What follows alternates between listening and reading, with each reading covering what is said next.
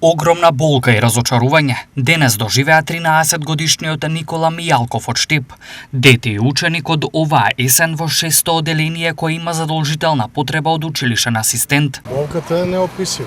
Значи, еве денес ќе си го донесам детето во школа и ќе си го ватам дома, затоа што ќе нема асистент. Причина за ова е што владата не ги продолжи договорите за работа на околу 700 асистенти во државата.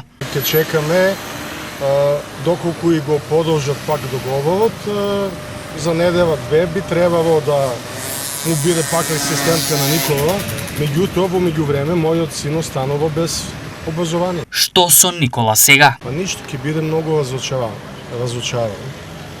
Буквално цело време се мислам, цела вечер не сум спал за да му на кој начин да му објаснам на моето дете дека денеска он нема да биде со догорчињата, училишните групи. И тоа не е само Никола, туку наде јадо деца во Македонија се. Реакција до владата и министерката за образование вчера упатија и од СДСМ. Ја прашуваме министерката Јаневска, дали воопшто ја разбирате потребата од асистенти и што значи тоа всушност за сите ученици кои реално имаат потреба од нивната асистенција. Сепак ресорната министерка Весна Јанева денеска најави нова ситуација. 815 образовни асистенти денес ги потпишуваат договорите и денес можат да почнат со работа.